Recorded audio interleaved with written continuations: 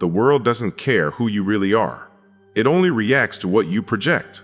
You might be kind, smart, talented, but if your energy doesn't declare it, you're invisible.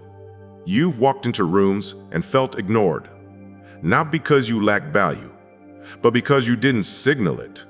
And someone else, someone less skilled, less prepared, less deserving, got all the attention. Why? Because they walked in like the floor owed them something, and you walked in hoping not to be a burden. Here's the truth most people never hear. Power isn't given, it's assumed. Confidence isn't a reward, it's a weapon, and the one who dares to wield it changes the room without saying a word.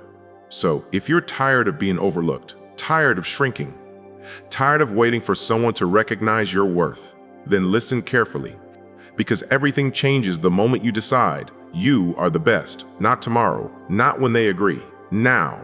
Let's be honest. You were taught to wait, to be humble, to stay quiet until someone called your name. You were told to let your work speak for you. But when you stayed silent, no one listened. You tried to be nice, to be respectful, to be patient. And while you were waiting for permission, someone louder, someone bolder, took what could have been yours. That's the cost of playing small. The world doesn't reward quiet potential. It rewards presence. It rewards certainty. It rewards the one who walks in, already claiming their place. You've worked harder than others and still watched them get ahead. You've had better ideas and still stayed in the background. And you wonder why. Here's the truth. No one wants to say. It's not because you're unworthy. It's because you never made them look at you. Because you never said without words, I belong here. And every time you shrink, every time you hesitate, every time you second guess your worth, you teach the world to do the same. Not because you're weak, but because no one taught you the game. So I'll teach you now. If you want to change your life, don't wait to be crowned. Start moving like the crown is already yours. Because the game doesn't reward the best. It rewards the one who acts like they've already won it. And that's where we go next. Because of power, it's not something you earn. It's something you assume. Here's the rule. No one teaches you. Power is not given. It's assumed. Not when you're ready, not when they agree, but the moment you decide it belongs to you. That's how people rise, not by asking, by walking in. Like the outcome was never in question. You've seen it. The confident fool gets the promotion. The loud one gets the deal. The one with nothing more than certainty gets everything you waited to earn. Why? Because the world doesn't follow the truth. It follows signals, and the strongest signal in the room always wins. This is not about arrogance. It's about belief. The belief that says, I'm not here to prove I deserve a seat. I'm here to remind you why I already own the table. Because once you act like the best, people stop questioning you. They start adapting to you. So stop thinking you need to be better to act powerful. Act powerfully and watch how quickly they decide you are. That's the shift, from hoping to declaring, from proving to projecting. The man who assumes he's a leader gets followed, even when he's still figuring it out. The real question isn't, am I ready? The question is, what am I broadcasting? Because whether you know it or not, you're sending a signal every day, every room you walk into, every conversation. So let's stop and find out what that signal really says. Pause, just for a moment, not from life, but from noise. Breathe. Let this question land without rushing past it. If the world treated you exactly the way you treat yourself, what would that world look like? Be honest. When you enter a room, what do people see? Do they feel powerful, presence, conviction, or do they feel hesitation? Like you're still asking for permission to exist? Most people never ask this, and that's why they keep reliving the same quiet rejection over and over again. So here's what I want you to do. Write it down, not later, now or right after this ends. One sentence. Finish this line. I am not who you hope to be. not who you pretend to be, but your energy already says you are. Because here's the truth. What you repeat becomes reality, and what you write starts becoming law. Your brain doesn't wait for the world to validate it. It believes what you keep saying, and writing it down tells your identity. This is who we are now. So, what are you broadcasting? Because in the next few minutes, we'll break the loop that most people never see. The loop that keeps them trapped, not by others, but by themselves. Here's something most people never realize. You don't become something and then act like it. You act like it until you become it. Behavior rewires belief, and belief builds identity. That's the loop. That's the code. That's the thing no one teaches in school. The world says, be real. But real doesn't mean passive. It means intentional. And the most powerful thing you can do for your future is assume it's already yours. You assume confidence, and your voice deepens. You assume respect, and people feel it before you speak. Not because it's true yet, but because you've begun to make it true. Here's the secret. Your body listens to your assumptions. So does your energy. So does your presence. And slowly, quietly, so does the room. If you assume you're less, you'll shrink. You'll hesitate. You'll apologize for taking up space. And guess what? People will treat you exactly how you treat yourself. But the one who assumes they are ready starts moving like it. And the world begins to organize around that energy. Assumption isn't arrogance, it's alignment. You're not pretending, you're becoming on purpose. And every time you assume a higher version of yourself, you move closer to it. That's why some people rise while others wait. They've broken the loop, and now it's time you break yours. Because the next shift isn't just about how you think, it's about how you show up. People think presence is about being loud, but the truth is far deeper. Presence is psychological, primitive, primal. Before anyone hears your words, they feel your energy. We are wired instinctively to assess dominance, confidence, status in seconds. And if your presence whispers, I don't belong here, you've already lost the room.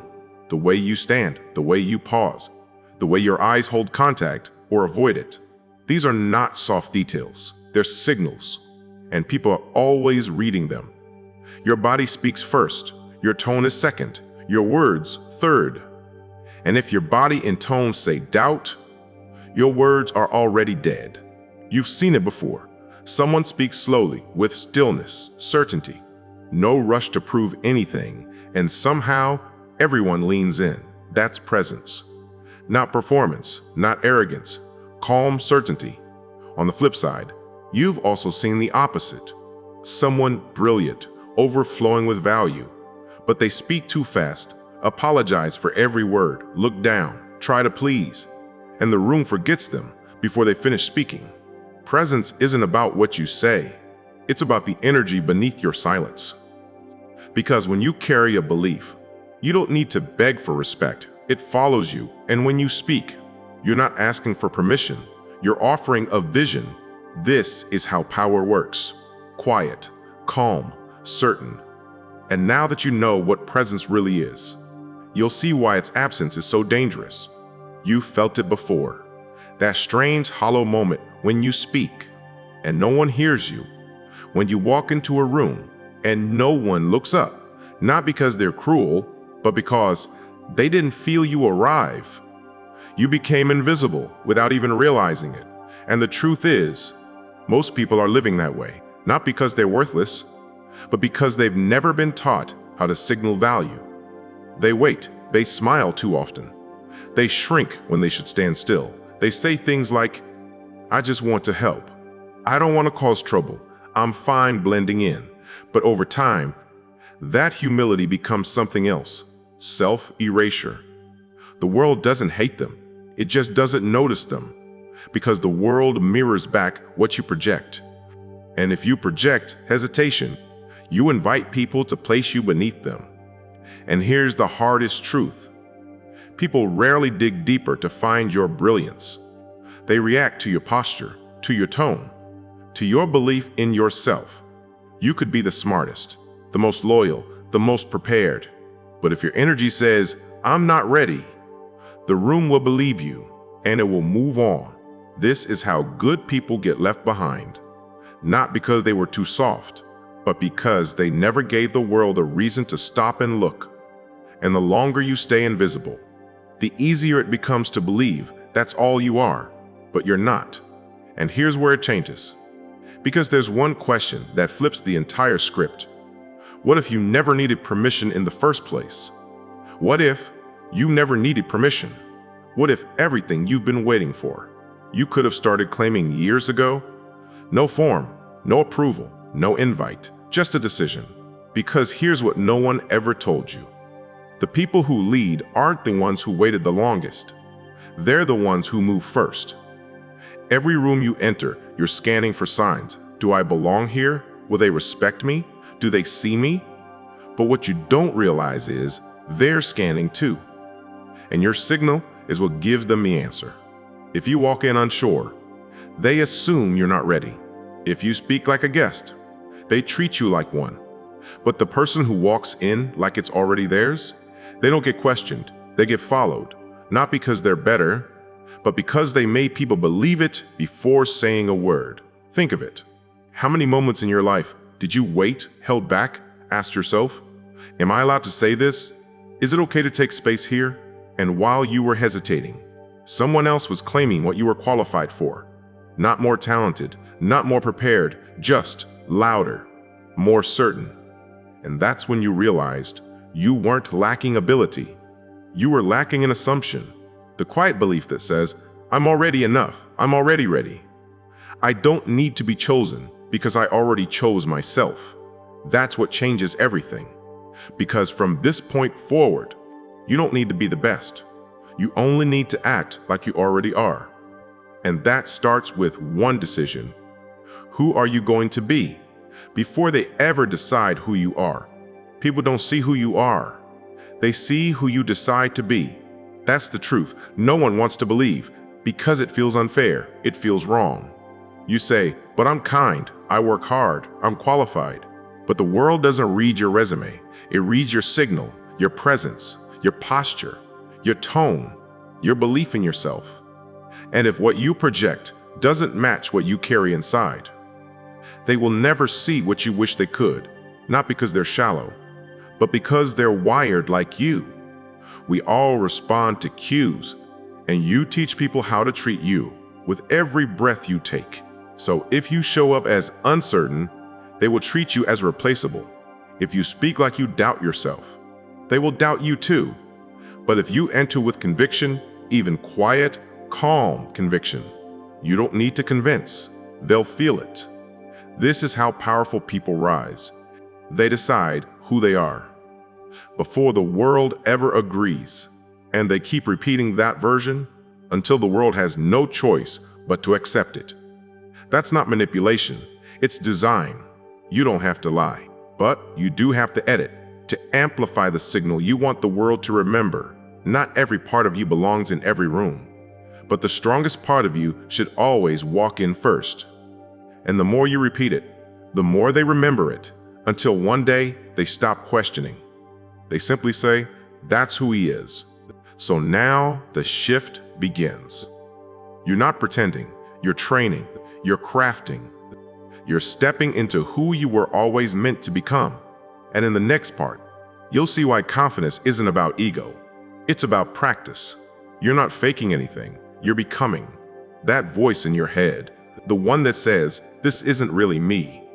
It feels fake to act confident. It's not natural to walk like a leader. It's lying to you. Not because it wants to hurt you, but it wants you to stay familiar, to stay safe, to stay small. But growth is not fake. It's awkward, unfamiliar, unstable at first. You're not pretending to be better. You're practicing the version of you that's been buried under years of self-doubt. Just like a musician plays scales before music flows freely. Just like a speaker stumbles before their voice carries a room. You're learning, not lying.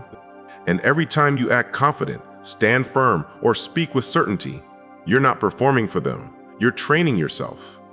That's how every powerful person starts, not knowing, not ready, but willing.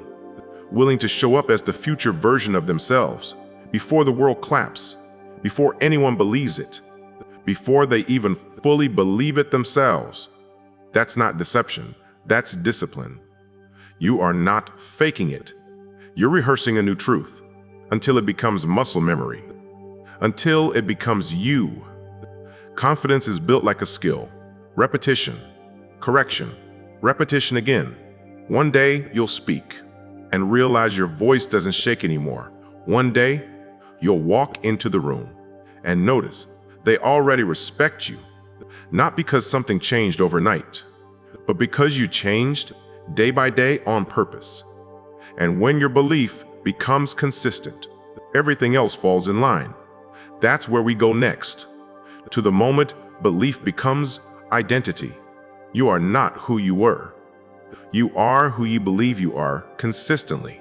Identity isn't built from your past. It's built from repetition, reinforcement, belief. Not once, not loudly, but daily, quietly, without apology. People will try to define you by your history, but you get to rewrite that story with your behavior, because your belief drives your posture. It shapes your tone. It controls your choices. And those choices, they tell the world who you are, whether you speak or not. So if you believe you're worthy, you act like it. If you believe you're ready, you move like it. And if you believe you are the best, not better than others, but the best version of you, you begin to attract things that match that version. This isn't magic, it's momentum. What you believe consistently, you embody. What you embody consistently, you become. And what you become consistently, the world accepts as fact. That's why people say, he's just like that. She's always been confident. She's meant for more, not because it's true, but because they've seen it enough to stop questioning it. Belief creates rhythm. Rhythm creates presence. And presence creates identity. You don't have to convince people. You only have to become undeniable to yourself. And when you do, when belief becomes your baseline, every room reacts. Not because of what you say, but because of what you carry. And that's what we're about to claim next. The weight of your words. Because if you believe in yourself, the world hears you differently. When you speak, speak like it matters. Because if you don't believe in your words, no one else will. People don't just hear what you say. They hear how you say it, your tone, your pace, your pauses. They carry more truth than the words themselves. And when you speak with hesitation, people feel it. Even if your words are brilliant. But when you speak with calm certainty, with gravity, with presence, your words land like anchors. Even if you're still figuring things out, they'll trust you. Most people don't speak with belief because they're afraid to be wrong, afraid to be rejected, afraid their voice doesn't carry weight. But here's the reality. You don't earn a powerful voice by staying silent. You earn it by using it, even when you're scared. The world doesn't hand you attention. It reacts to conviction. So speak from it. Speak like someone who knows their ideas matter. Speak like your sentence could change the room, because sometimes it can. This isn't about being loud. It's about being grounded. Stillness speaks louder than volume. Certainty speaks louder than approval. If you hesitate, they'll doubt you. If you pause with confidence, they'll lean in. That's presence, and you build it word by word. You don't need permission to speak with power.